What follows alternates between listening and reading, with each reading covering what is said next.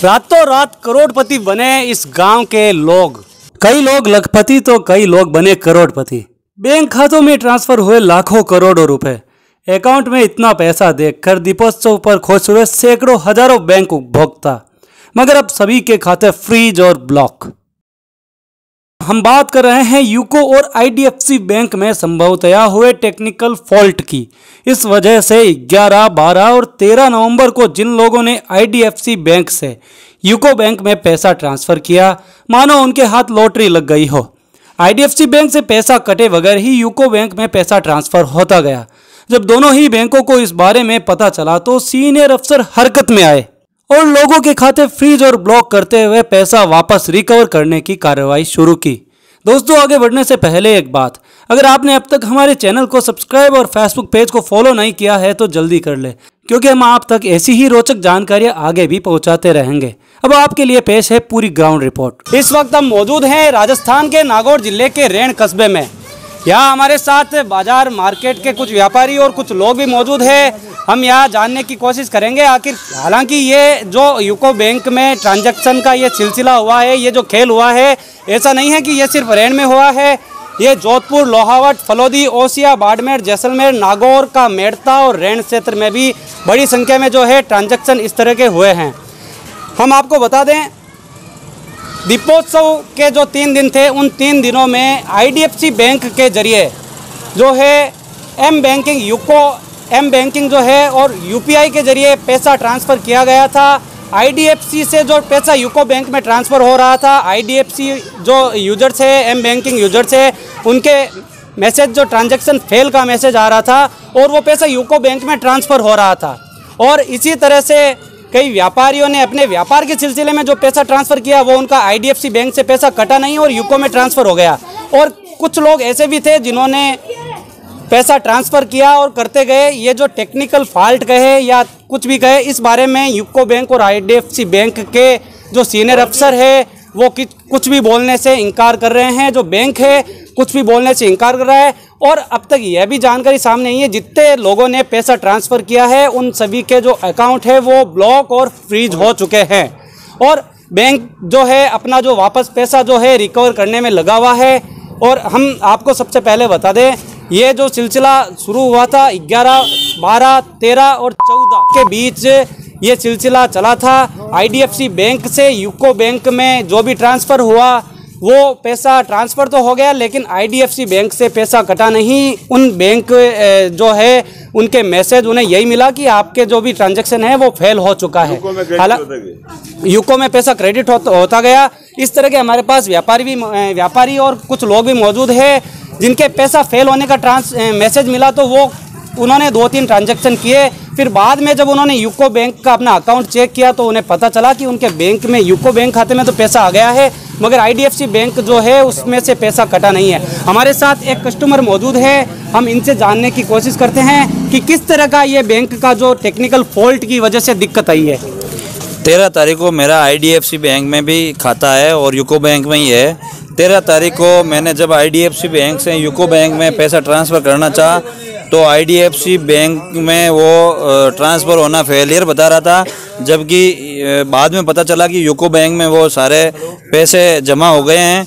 फिर रात को 14 को रात को वो पैसे खाते में ही थे, लेकिन 15 तारीख को 14 तारीख के रात को वो सारे के सारे पैसे वापस बिना किसी अनुमति के यूको बैंक द्वारा खाता ब्लॉक करके काट लिया गया।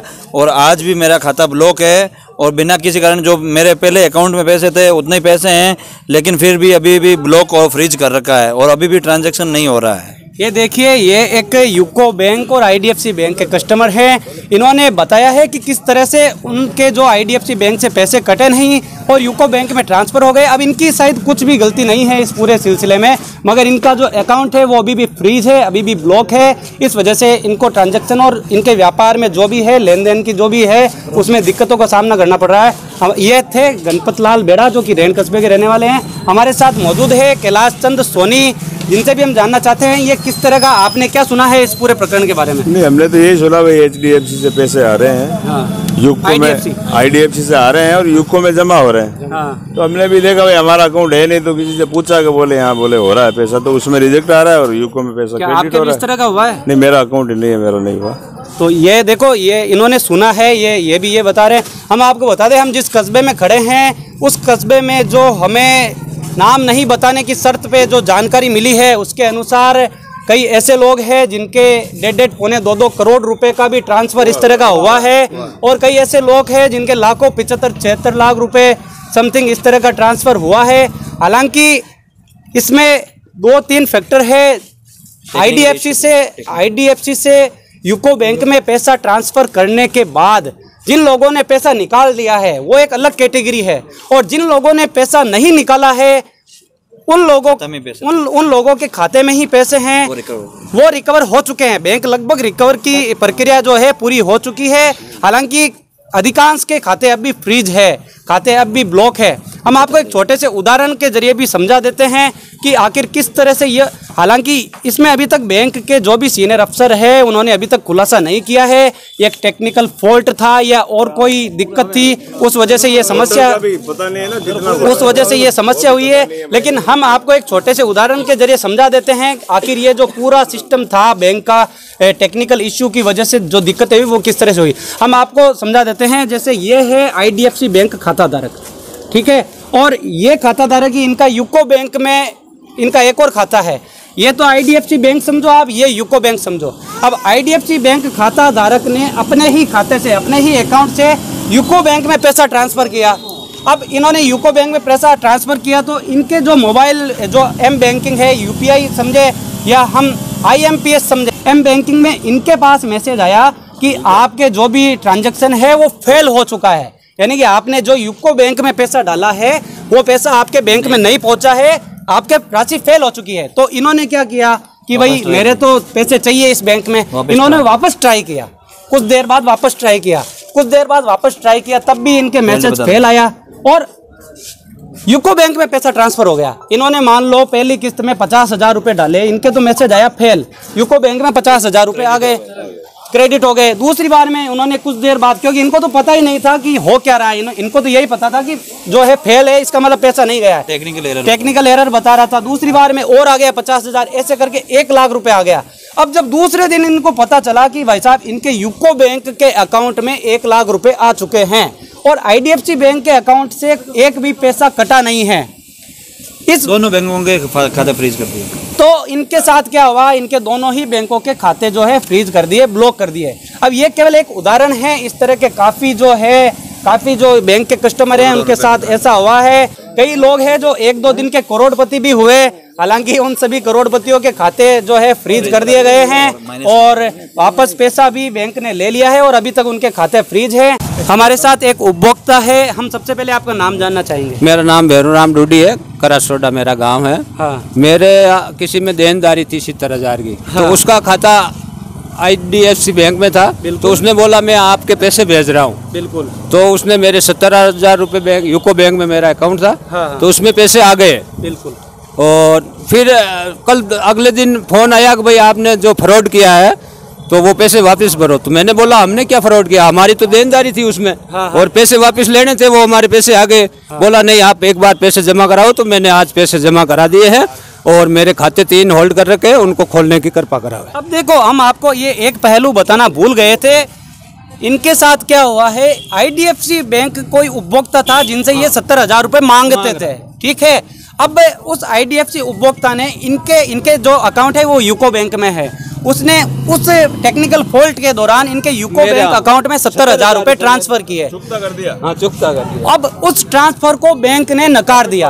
बैंक ने उस ट्रांसफर को नकार दिया और इनको बताया कि साहब आपको जो 70,000 रुपये हैं वो वापस देने होंगे, और इन्होंने बाकायदा दे भी दिया। अब देखिए इनके साथ क्या हुआ, इस टेक्निकल कहते हैं ना गेहूं के साथ गुण भी पिस गए। तो इनके साथ हुआ जो टेक्निकल डिफॉल्ट की वजह से जिनसे ये पैसे मांगते थे वो तो साहूकार बन गया, उसने कहा मैंने आपको पेमेंट कर दिया है, ठीक है। और अब इन्होंने जो है इनके खाते में पैसे आए वो इन्होंने यूको बैंक में ट्रांसफर कर दिए, यानी कि इस टेक्निकल डिफॉल्ट की वजह से इन भाई साहब को सीधे 70,000 रुपए की चपत लगी है, घाटा लगा है। हम आपको एक जानकारी और बता दें, अब बैंक क्या करेगा। अब बैंक के पास 3 रास्ते हैं। सबसे पहला रास्ता समझाइश, जो समझाइश किनके साथ, जो अपने अकाउंट से पैसा निकाल चुके हैं। जैसे इन्होंने अपने अकाउंट से पैसा नहीं निकाला, तो इन्होंने पैसा नहीं निकाला, बैंक ने स्वतः ही इनके अकाउंट से जो राशि हुई थी वो वापस अपनी तरफ ले ली, माइनस हो गई। अब मान लो किसी ने पैसा निकाल लिया, वो उसके अकाउंट में पैसा ही नहीं है, उस सूरत में बैंक सबसे पहले समझाइश करेगा। और समझाइश से भी बात नहीं बनी तो दूसरा बैंक के पास है लीगल नोटिस, दूसरा बैंक सहारा लेगा लीगल नोटिस का। लीगल नोटिस में भी अगर बात नहीं बनी, कस्टमर नहीं माना, तो फिर तीसरा बैंक के पास रास्ता बचता है FIR का। कानूनी कार्रवाई जो है FIR करवाई जाएगी। तीसरा रास्ता ये है। तो हमारी तरफ से भी सभी से अपील है, जिस किसी के भी खाते में इस तरह से पैसे आए हैं और आने के बाद उन्होंने वो पैसा ट्रांसफ़र करके किसी काम में ले लिया है, तो हम भी अपील करते हैं कि वो पैसा आपका नहीं है, वो पैसा इंडियन गवर्नमेंट का है, बैंकिंग सेक्टर का है, तो आप वो पैसा उन्हें वापस लौटा दीजिए। यही करना सबसे उचित रहेगा। अब तक हम आपको बता दें बैंक की ओर से अब तक क्या कार्रवाई की गई है। अब तक बैंक की ओर से खाते सीज किए गए हैं उन लोगों के जिन्होंने पैसा ट्रांसफर किया था, खाते सीज किए गए हैं। और जिन लोगों के ट्रांजैक्शन जो है वापस बैंक की ओर से पैसा रिकवर करने के बाद भी अब तक उनके जो खाते फ्रीज है वो क्लियर नहीं हुए हैं, तो उनके भी हो सकता है प्रोसेसिंग के बाद, एक बड़ी प्रोसेसिंग है, इसके बाद हो जाएगा। और दूसरी बात हम आपको यह भी कहना चाहते हैं कि UCO bank, IDFC bank banking sector में इस तरह की बड़ी गड़बड़ी होना भी कहीं ना कहीं सवाल जो है वो खड़े करती है।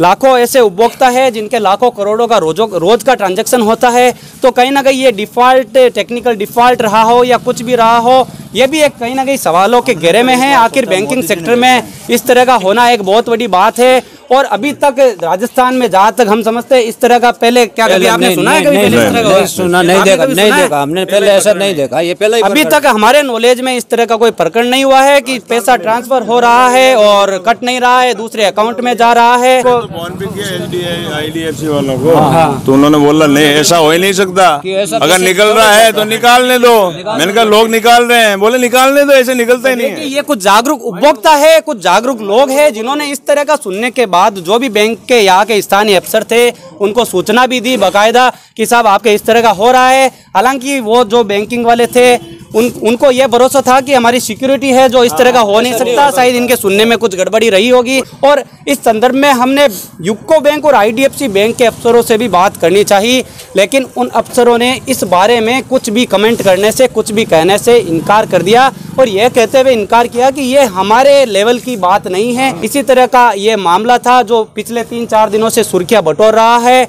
दोस्तों, ऐसे ही वीडियो और किस्सों में बने रहने के लिए आप हमारे चैनल को सब्सक्राइब, लाइक और शेयर करें। अगर फेसबुक पेज पर हो तो पेज को फॉलो, लाइक और ज़्यादा से ज़्यादा शेयर करें। हम फिर ऐसे ही किसी नए वीडियो में मिलते हैं, तब तक जय हिंद, जय भारत।